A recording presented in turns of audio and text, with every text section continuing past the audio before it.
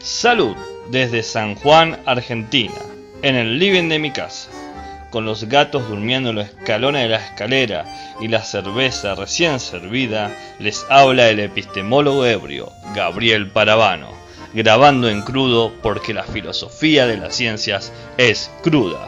Este es el único podcast, primero, de epistemología y segundo, el único que dura el tiempo justo que se tarda en tomarse una pinta. Estamos iniciando la tercera temporada. Parece mentira que se pueda robar tanto con tan poco. Abandonamos el mote educación para jóvenes y asumimos nuestro verdadero nombre, Epistemólogo Ebrio, un podcast de filosofía. Veremos cómo nos va este 2020. Esperemos estar a la altura de sus intereses cognitivos y sus paladares cerveceros. Tenemos varios cambios que se irán revelando a lo largo de las semanas. Trataremos de que siga siendo un podcast semanal, pero bueno, si todo falla, será quincenal. Y si eso falla, será mensual. Si no, semestral, y si no, bueno, ustedes me entienden. También he estado pensando en hacer un podcast aparte, un podcast número 2, sobre filosofía y cine, pero ese sí que debería ser mensual. Díganme qué les parece. Bueno, vamos a lo nuestro. Volvieron las epístolas epistemológicas, sí, vamos que terminamos, con la parte 6 de Cartas de Descartes a Isabel de Bohemia.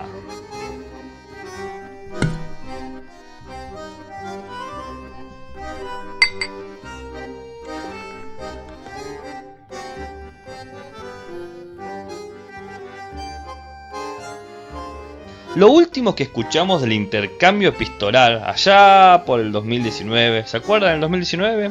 Fueron los amagues metafísicos de Descartes para evitar tropezarse con el empirismo con toda su gloria. Pero aún así encontramos una filosofía cartesiana mucho más fisiológica, médica, centrada en el funcionamiento del cuerpo, y cómo las costumbres e inclinaciones del día a día pueden sugerir ideas o hábitos del alma. Pueden hacernos creer que esas ideas o hábitos del alma son en realidad ideas innatas del alma. En definitiva, nos está poniendo en cuestión respecto a la voluntad humana. ¿Quién decide lo que se hace? ¿Nosotros o nuestro cuerpo? Pero también, ¿cómo lo decidimos? Y aquí aparece toda una telaraña cognitiva cartesiana, esta red construida por las pasiones, teniendo como un operador quitinoso al alma, en un centro muy extraño, dentro del cerebro, la glándula pineal.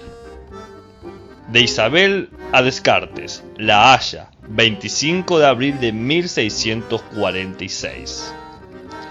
Señor Descartes, el tratado que ha firmado mi hermano Felipe con la República de Venecia me ha proporcionado, en el tiempo transcurrido desde vuestra partida, una ocupación mucho menos grata que la que me dejasteis encomendada, y en materia que supera mi ciencia, con mucho y no me incumbía, como no fuera, para atender la impaciencia del joven a la que iba destinada. Ello me ha impedido pues hasta el momento usar del permiso que me disteis para que os sometiera a los aspectos oscuros que mi necedad me ha hecho hallar en vuestro Tratado de las Pasiones, que no son demasiados no obstante, ya que muy insensible sería quien no comprendiese que el orden, la definición y la distinción que dais de las pasiones y por último toda la parte moral del tratado superan con mucho cuanto hasta ahora se ha dicho al respecto. Bueno, básicamente está diciendo que está muy ocupada con trámites del gobierno en este pacto que han tenido que firmar, este tratado, que no ha podido leer justamente el otro tratado, el Tratado de las Pasiones de Descartes. Y dice, bueno, más puesto que la parte referida a la física no les resulta tan clara a los ignorantes, no se me alcanza de qué manera podemos conocer los diferentes movimientos de la sangre que son causa las 5 pasiones primeras, puesto que nunca se presentan aisladas. Al amor, por ejemplo, lo acompaña siempre el deseo y la alegría, o el deseo y la tristeza, y a medida que aquel se fortifica, también se fortifican estos. Así pues, ¿cómo es posible percatarse de la diferencia del palpitar del pulso, de la digestión de los alimentos y de otros cambios del cuerpo que se sirven para desvelar la naturaleza de sus movimientos? Además, esa naturaleza que atribuís a cada una de dichas pasiones no es la misma en todos los temperamentos, y el mío propicia que la tristeza sea siempre más fuerte que el apetito, aunque no vaya mezclada con odio alguno y me venga solo de la muerte de un amigo.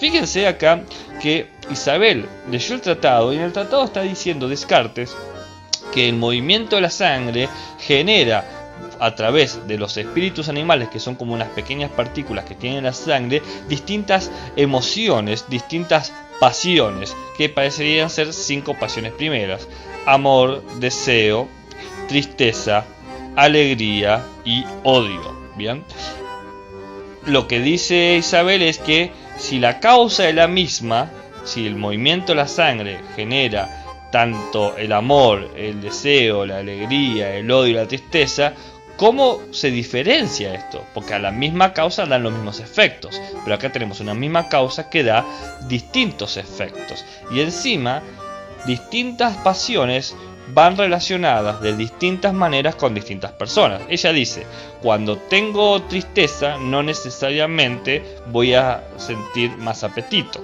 ¿no? Que pareciera ser otra de las pasiones, que unas pasiones secundarias. Entonces dice, cuando referís a los signos externos de estas pasiones, signos externos es, por ejemplo, que te duele la panza porque tenés hambre, llorás porque estás triste, reís porque estás contento. Decís que cuando la admiración se suma al regocijo, hace que sucesivas sacudidas inflen los pulmones para formar la risa. Ahí tenemos la risa, ja ja ja ja, o la risa, ji ji ji ji, ¿no? Eso genera que se inflen los pulmones. Y os suplico que expliquéis también cómo puede la admiración, que ateniéndose a vuestra descripción parece no obrar sino sobre el cerebro, dilatar tan deprisa los orificios del corazón y producir este efecto. Esas pasiones que dais como causa los suspiros no lo son siempre, pues también la costumbre y el estómago cargado pueden producirlo. Lo que está diciendo Isabel es que los efectos físicos que Descartes señala como signo de esas pasiones no son necesariamente los mismos signos en todas las personas. También se pueden encontrar los mismos signos, por ejemplo, en el estómago. Uno puede reír a través de la fuerza de los pulmones o a través de la fuerza del estómago. Eso dice Isabel. Me parece con todo menos dificultosa la comprensión de cuanto decís de las pasiones que la práctica de los remedios que prescribís contra sus excesos. Pues, ¿cómo prever todos los accidentes que pueden suceder en la vida y que son incontables? ¿Y cómo no desear con vehemencia esas cosas que tienden necesariamente a la conservación del hombre, como son la salud y los medios de vida, y que no obstante no dependen de su albedrío? En lo que al conocimiento la verdad se refiere, es deseoso tan justo que la naturaleza lo ha puesto en todos los hombres, mas habría que poseer un conocimiento infinito para sopesar el exacto valor de los bienes y los males que suelen ir mutándonos, ya que existe mucho más de lo que una única persona podría concebir, y es empresa que exigiera un conocimiento perfecto de cuántas cosas existen en el mundo. Fíjense que acá está hablando de dos cosas. La primera cosa está hablando de cómo podemos entender los excesos de ciertas pasiones, el exceso de alegría o el exceso de tristeza. Hoy quizás el exceso de tristeza lo diríamos como depresión y el exceso de alegría lo diríamos como hipomanía o manía. Luego habla de, aparte de poder identificar y controlar este exceso de pasiones, de cómo conocer justamente cuál es el punto justo, el conocimiento de la verdad de la naturaleza del hombre, ver ese conocimiento, poder acceder a ese conocimiento mejor, que diga, bueno, este es el equilibrio adecuado, fisiológicamente hablando, para que se predispongan este tipo de emociones, este tipo de conductas, este tipo de pasiones.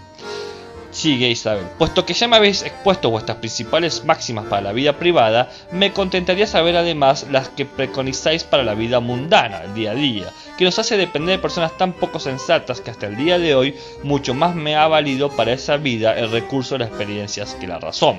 Es decir, uno aprende más por la experiencia cómo lidiar con el equilibrio que se necesita. Por ejemplo, si tenés una mala noticia un día que tenés que trabajar, bueno, cómo compartimentás esas emociones, que el simple hecho de racionalizar que, bueno, si bien estoy triste, tengo que trabajar porque no llego a fin de mes, lo que sea.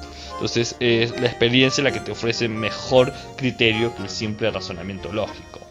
Termina diciendo Isabel, Tantas veces me han interrumpido mientras escribía esta misiva que me veo en la obligación de enviarles el borrador y de recurrir para ello al mensajero de Alkmaar, pues he olvidado el nombre del amigo a quien querías que remitiera mis cartas. No me atreveré pues a devolveros vuestro tratado hasta que recuerde ese nombre, ya que no puedo resolverme a arriesgar poniéndolo en manos de un borracho. ¿Estás hablando de mí? No, no está hablando de mí. Hace 1600 fue esto. Bueno, documento de tanto valor y que tanta satisfacción ha proporcionado a vuestra muy devota amiga y servidora Isabel. Respuesta. De Descartes a Isabel. Egmont, mayo de 1646. Señora, me muestra la experiencia que estuve acertado al incluir la vanagloria entre las pasiones, ya que no puedo impedir caer en ella ante el favorable juicio que hace vuestra alteza de este modesto tratado que he escrito, y no me sorprende en absoluto que haya también en él defectos, pues nunca dudé de que los hubiese, y muchos, por ser una materia que nunca había estudiado antes, y de la que solo he hecho hasta ahora un primer esbozo, sin añadirle los colores y adornos que habría menester para presentarle ante ojos menos agudos que los de vuestra alteza, cuando no Descartes tirándole flores a Isabel. Sigue, no he incluido tampoco en él todos los principios de física a los que he recurrido para descifrar cuáles son los movimientos del alma que acompaña a cada pasión, porque no podría deducirlos correctamente sin explicar cómo están formadas todas las partes del cuerpo humano, y eso es algo tan dificultoso que no me atrevería a una empresa tal, aunque sí hallado en lo que a mí se refiere, cumplida satisfacción en lo tocante a la exactitud de los principios que doy y por supuesto en este libro. ¿Qué está diciendo? Para poder explicar por qué esta misma causa, la sangre, genera estas distintas diferencias, Descartes dice deberías explicar cuáles son los principios físicos que determinan todos los movimientos del alma y que están acompañados por cómo se han creado y constituido todas las partes del cuerpo. Y dice que es una empresa larga que todavía no tiene espacio o capacidad para desarrollarla, por más de que sí ya la ha estudiado, por lo menos en sus principios. Y continúa, y son los principales, que es el oficio del hígado y del vaso guardar siempre una reserva de sangre menos purificada que la de las venas, y que el fuego del corazón precisa continuo alimento, bien del jugo de las viandas que proceden de lechuga del estómago, bien si este falta esa sangre que se halla en reserva, ya que la otra sangre, la que está en las venas, se dilata con facilidad excesiva, y que existe tan estrecha relación entre nuestro cuerpo y nuestra alma, que los pensamientos que han ido unidos desde el comienzo de nuestros días a determinados movimientos del cuerpo, los siguen acompañando siempre, de forma tal que si cualquier causa exterior desencadena esos movimientos, también desencadena en el acto del alma idénticos pensamientos, y a la recíproca, cuando tenemos los mismos pensamientos, estos provocan idénticos movimientos, y para terminar, que está constituida de tal forma la máquina de nuestro cuerpo que basta un pensamiento de júbilo, o de amor, o cualquier otro por el estilo, para que los espíritus animales vayan por los nervios a todos los músculos precisos para esos movimientos de la sangre que, como he dicho, acompañan las pasiones. Fíjense que dice, yo no te puedo explicar todo el surgimiento de cada una de las partes del cuerpo, pero voy a explicar los principios. Entonces, él se basa primero en dónde está la sangre según el conocimiento moderno, o sea, de la modernidad. Tenemos para Descartes, que era un médico, no lo olvidemos, el hígado y el vaso tienen la función de tener un sangre de reserva, ¿no? Unos litros de sangre de reserva que está menos purificada, es decir, que el hígado y el vaso se dedican a purificar la sangre del cuerpo, y que siempre tienen un poco de sangre guardada. La sangre que está corriendo por las venas es la sangre, dice Descartes, es la sangre más purificada. Y el fuego del corazón, que es el fuego esto es una metáfora que tiene que ver con el calor del corazón, es aquello que genera el continuo movimiento de toda la sangre alrededor del cuerpo. Ahora, ¿cómo se alimenta este fuego? Por el jugo de las viandas. Las viandas de la comida, qué sé yo, te comiste unas papas con la cerveza, salud por eso. Ese jugo, que sería como el jugo lo que se licúa en el estómago, bien, hace que la sangre pueda moverse con facilidad excesiva. Ahora, ¿qué pasa? Ese es todo el circuito de la sangre para que se produzca y que distribuya sus nutrientes. Bien, pero Dice: hay una estrecha relación entre nuestro cuerpo y nuestra alma y los pensamientos. Cuerpo, alma, pensamiento. Entonces, cuando nosotros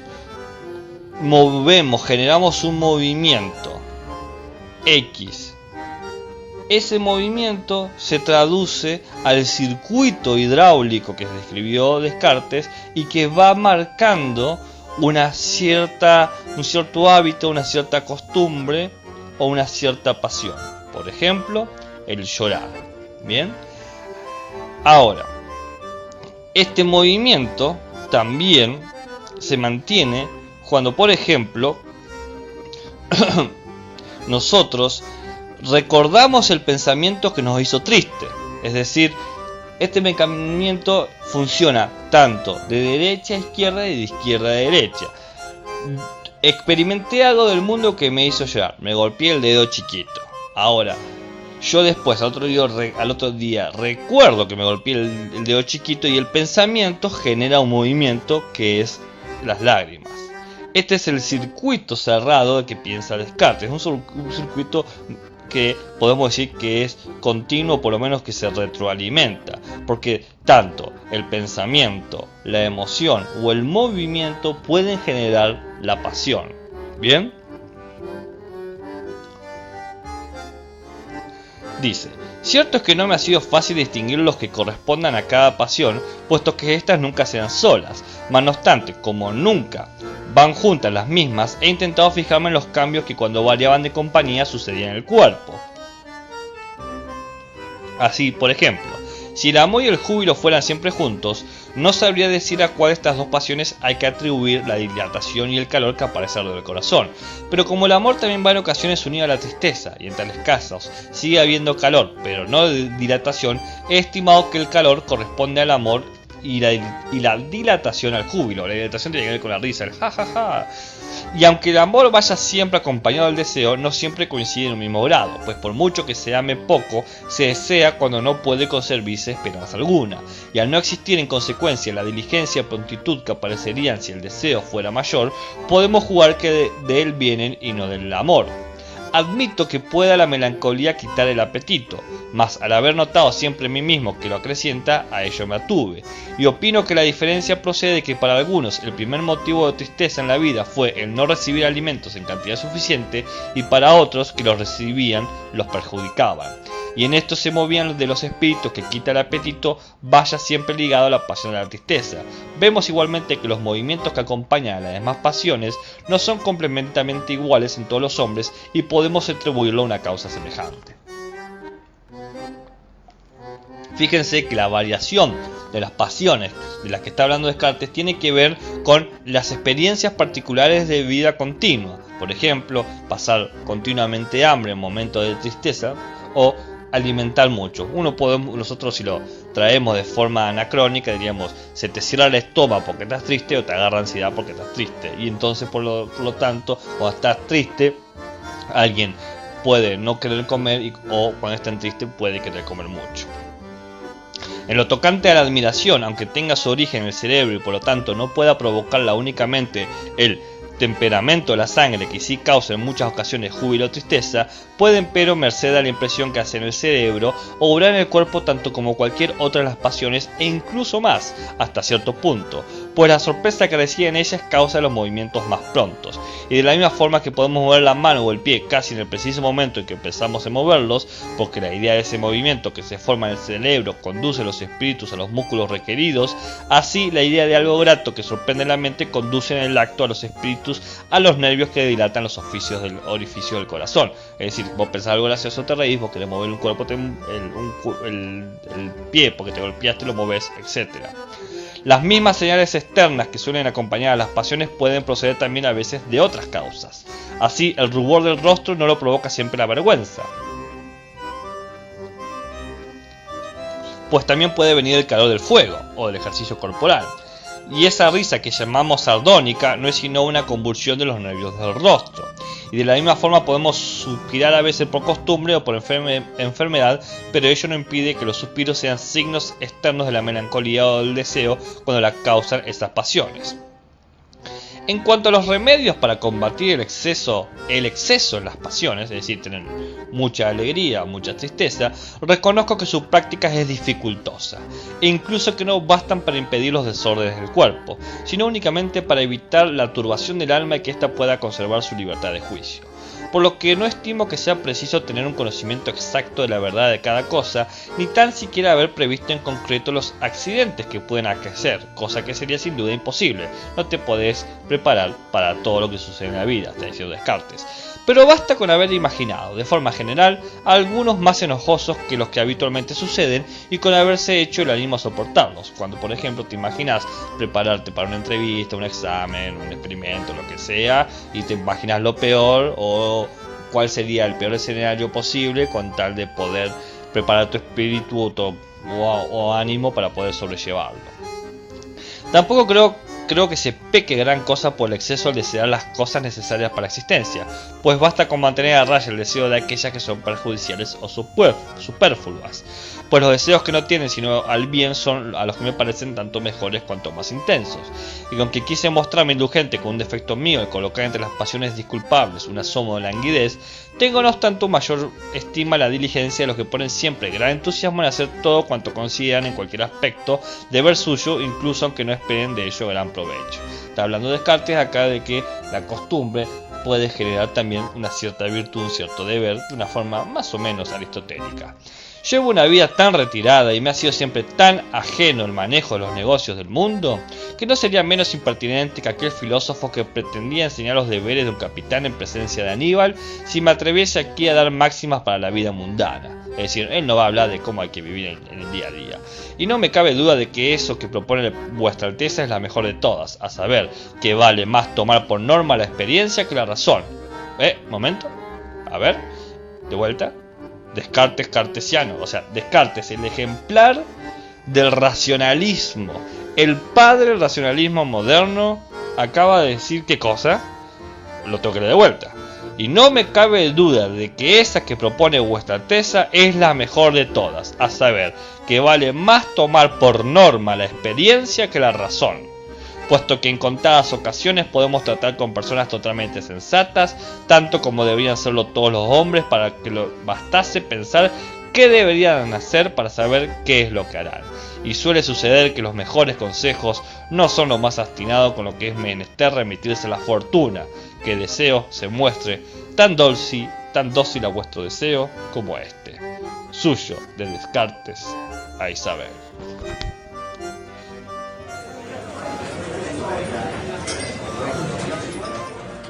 Y bueno, pasemos ahora a la siguiente sección. Camarero, una cañita para llevar. Una sección de propaganda desvergonzada que nunca debe ser escuchada por aquel que aprecie su tiempo. Primero, te tiro data la información que usé para esto. Bueno, la obra completa de Descartes, las traducciones generales de Flores, Gallardo, Gallego, Urrita, Pardo, García, Morente, Frondoso y Quinto, Alonso, García, Morente, Turbio, Fernández, Güey, Martínez, Quintas, García, Peña, López, Graña, Navarro, Villoro y Gómez Raval, junto con el estudio crítico de su obra de Flores Miguel.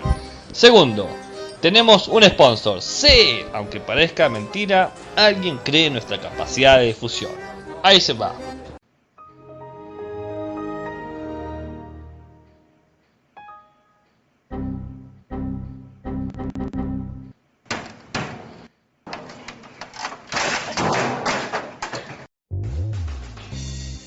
¿Vivís en el cono sur, en Chubut, y necesitas una reparación o un mantenimiento en tu PC porque estás todo el día escuchando podcasts llenos de virus?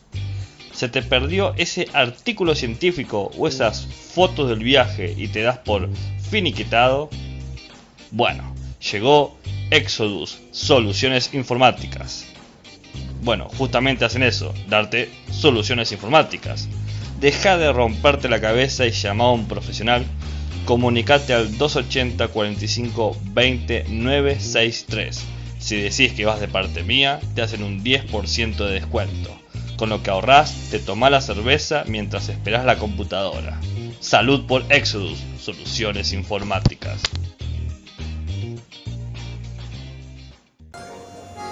Tercero, ¿qué te pareció este nuevo inicio de temporada? Una genialidad, muy bien. Entonces es momento de que lo compartas con un buen amigo, una buena amiga. Es totalmente gratis y a mí me dan ánimos para seguir. Ah, ¿te pareció una porquería? Bueno, entonces, qué buen momento para compartírselo a un buen enemigo, enemiga, en un acto pasivo-agresivo diciendo: lo escuché y pensé en vos, no te lo podés perder. Además, podés encontrarme en el blog principal. Ya no es educación para jóvenes, sino que es epistemologoebrio.wordpress.com. En Facebook aparecemos como facebook.com/epistemologoebrio. De igual manera estamos en Instagram como, adivinen cómo, epistemologoebrio, y en Twitter también como epistemologoebrio. Y también tenemos ahora un grupo de Telegram. Súmense, así podemos hablar día a día sobre ciencia, filosofía, cervezas y gatos. Es un ofertón. Para escucharnos primero que todos, bueno, ya sabes, estamos en iVoox, en iTunes, en YouTube, en Google Podcast, en Spotify, en Deezer, siempre como Epistemólogo Ebrio, un podcast de filosofía. Déjame tus comentarios, tus insultos, tus colores, tus stickers. Salud y buenas ciencias. Salud y buenas rutas hacia las ciencias para todos ustedes.